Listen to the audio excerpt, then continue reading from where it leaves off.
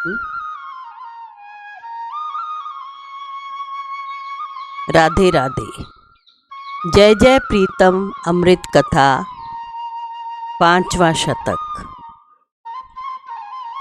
महर्षि दुर्वासा को तब भी अंतर जगत का निर्देश हुआ था कि पर ब्रह्म तत्व का ब्रज में अवतरण हुआ है, तो वे गोकुल गए। वहाँ उन्होंने भगवान को जिस वेश में देखा तो वे विस्मित हो गए। टेढ़े मेढ़े केश धूल में लौट रहे थे। उन्हें आश्चर्य व संदेह हुआ तो श्री कृष्ण की योग माया ने उन्हें संकेत दिया कि महर्षि का संदेह निवारण होना चाहिए। वे परम सती अनसुईया के पुत्र हैं। तो श्री कृष्ण ने ऐसी आंख से निहारा कि उनका सब कुछ लुट गया। शरीर कांपने लगा, उनकी अनिर्वचनीय स्थिति हो गई। उन्होंने अंजलि बांध ली, उनकी बुद्धि आवरण शून्य हो गई। रस माधुरी में बुद्धि लीन हो गई। इस बार उन्हें फिर आदेश हुआ कि वृषभानुपुर में पराशक्ति अवतीर्ण हुई हैं, तो वे बद्रिकाश्रम से सीधे वृषभानुपुर आए। उनका स्वभाव जगत जननी ने अत्यंत क्रोधी बनाया है। उनका कोपन जग विख्यात है। सभी उनके अमोघ श्राप से कांपते हैं। वे ही महर्षि दुर्वासा वृषभानुपुर आए। छंद संख्या 405 में से 413 में महर्षि दुर्वासा का वृषभानु महल में आगमन का वर्णन मिलता है। महाराज वृषभानु के घर अतिथि बनकर एक बार दुर्वासा मुनि पधारे। उनकी पीली दाढ़ी थी, सिर पर जटा सुशोभित थी, नेत्रों में अंगों में तप का तेज था, मानो अग्निदेव ही मूर्तिमान हो। महाराज ने चरणों में प्रणाम किया। महारानी ने चरण प्रक्षालित किए। अर्चा के बाद दोनों हाथ जोड़ खड़े हो गए। मुनि बोले, धर्मज्ञ राजन सुनो, मुझे तुम्हारे गृह में 16 प्रहर रहना है, यानी 2 दिन और 2 रात। उस महल में श्री राधा का कक्ष सबसे सुंदर था, अतः वृषभानु जी ने उन्हें वहीं ठहराया। दुर्वासा मुनि को वहाँ विलक्षण अलौकिकता दृष्टिगोचर हुई। उन्होंने कहा, यहाँ मैं एक घड़ी एकाकी रहकर ध्यानस्थ रह लूँ, उसके पश्चात तुम आवश्यक सेवा करना। मुनि ध्यानस्थ हो गए। महाराज नमस्कार कर सीधे कुलदेवी के मंदिर में भयपूर्ण चित्त से पाही पाही कहकर देवी के चरणों में गिर पड़े। जगदम्बा के सोने के विग्रह के अधरों पर मुस्कान भर आई। वीणा से भी मधुर वाणी में बोली, वत्स तुम चिंता मत करो, मुनिराज का मिलना अत्यंत सुखकारी होगा। तुम्हारी दोनों दुहिताओं को आगे करके जाना और कहना, मुनि पुंगव, मेरा निवेदन है कि मेरा एक पुत्र है, वह तो चंचल है, उसके द्वारा आपकी यथोचित सेवा न हो सकेगी। मैं, मेरी महारानी और ये 2 पुत्रियां, हम 4 हैं। आप चारों को अथवा 2 को अपनी रुचि के अनुसार सेवा के लिए स्वीकार करें।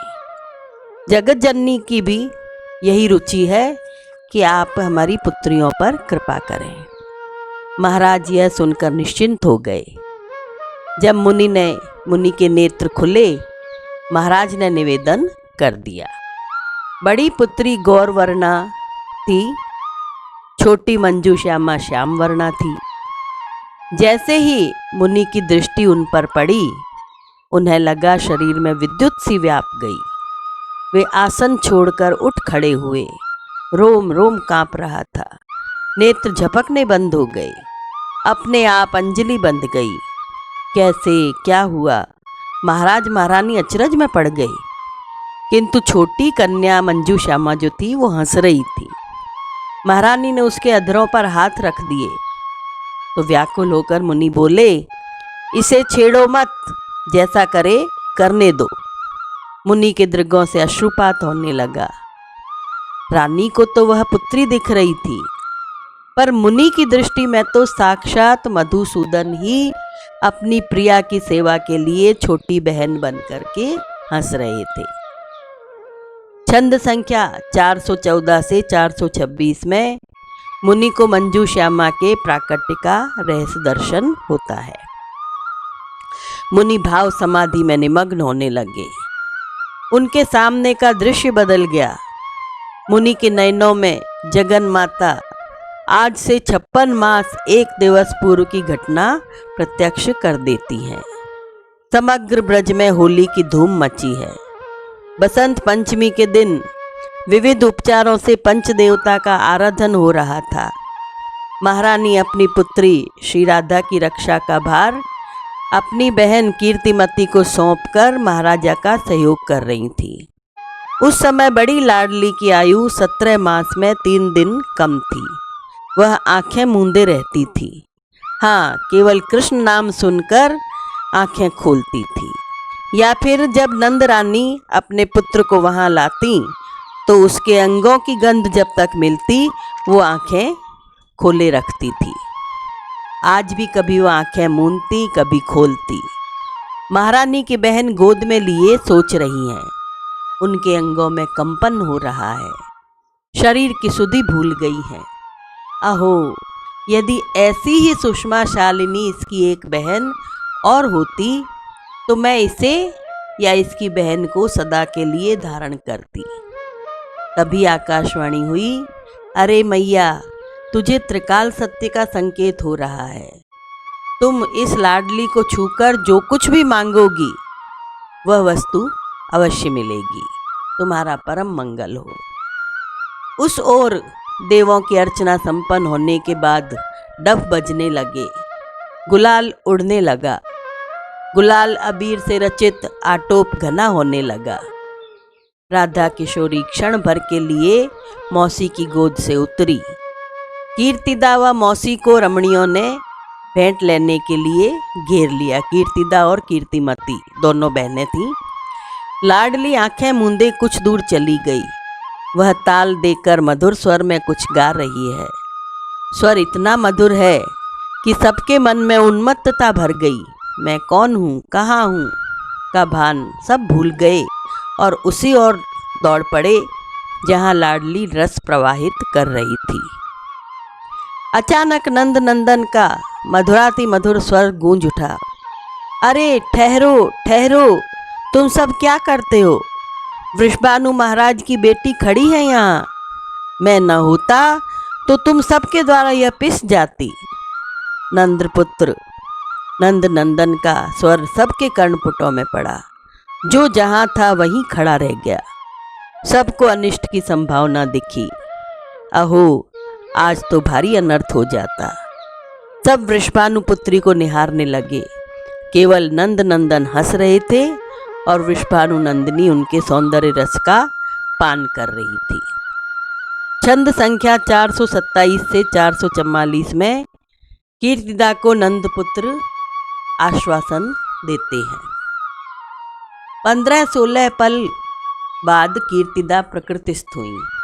बोली, अरे मेरे लाल, मेरे नैनों के तारे, मैं सत्य कहती हूँ, तुम ही मेरी इस पुत्री की संभाल करने वाले थे, आज भी हो और निरवधि का अंतकाल तक करोगे। मेरी बेटी तुम्हारी छत्र छाया में सुरक्षित रहेगी। सभी के नेत्र पुलकित हो गए। सबके कानों में यह वाणी झंकृत हो गई। इतने में नील सुंदर बोला, रानी, अब मुझे पुरस्कार तो दो। अभी दोगी या घर ले जाकर दोगी? यहाँ तो सस्ते में निपट जाओगी। घर पर दूना देना पड़ेगा। पर हाँ, एक लाभ होगा कि तुम्हारी पुत्री आंखें बंद नहीं करेगी।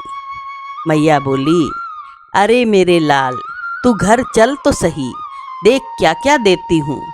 लेकिन हाँ, तुझे मेरे घर पर रहना होगा। पूरा घर ही तुझे सौंप दूंगी। महारानी ठठाकर हंस पड़ी। नील सुंदर जानने को तैयार हो गई। तब नंद रानी मुस्कुराकर बोली, अरे सांवरा, फिर मेरा घर कौन उद्भासित करेगा? अरे मैया, अच्छा सुन, तू बात समझ नहीं पाई। तू देख, मैं दोनों घरों में रह लूँगा। नील सुंदर ने एक चमचमाता हुआ दर्पण उठाया और बोला, तेरे घर तो नित्य मैं रहता हूँ, रहूँगा। जो तू इस दर्पण में मेरी प्रतिच्छाया देख रही है ना, उसे ही मैं दे दूंगा। मेरी छाया महारानी जी के दृगपुत्री श्री जी के साथ खेलती रहेगी, मैं तो खेलूंगा ही। शिशु की यह रसपूर्ण विनोद सुनकर सबकी विचित्र दशा हो गई। सबको प्रतीत हो रहा था कि इस बालक के सन्निकट मैं ही हूँ। संध्या हो चली थी। सबकी आंखों में गोरी छोरी व नंद का सांवरा दो ही भरे हुए थे। हाँ, वृषभानुगेहिनी थक गई थीं। वे जन समूह से हटकर बाहर आ बैठी। उनके नेत्र आधे खुले हुए थे। गोद में लाडली थी। यद्यपि यह बात विनोद की थी, पर वृषभानु व रानी के अंतस्थल में गहरी बैठ गई। वे सोचने लगीं, कदाचित जगजननी की रुचि मेरी लालसा को समर्थित कर दे। यह प्रतिबिंब नीला शिशु बनकर मेरे घर आ जाए। मैं अपनी बड़ी पुत्री को इस शिशु के पास रखकर निश्चिंत हो जाऊंगी।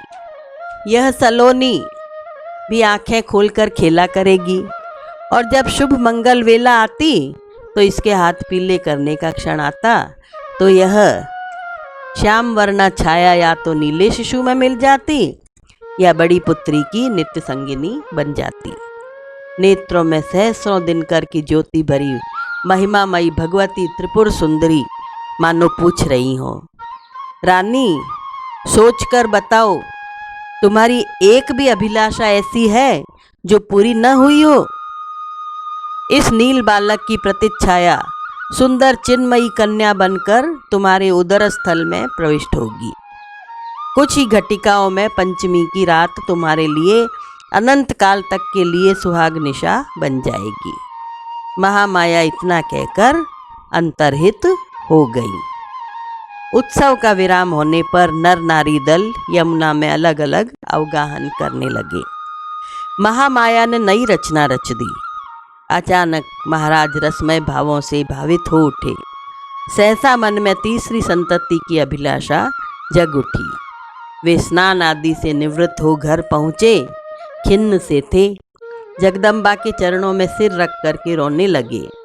जब महारानी में एक नीले छाया उस रजनी में व्यक्त हुई, तब महाराज संपूर्ण रहस्यों को समझ सके। राधे।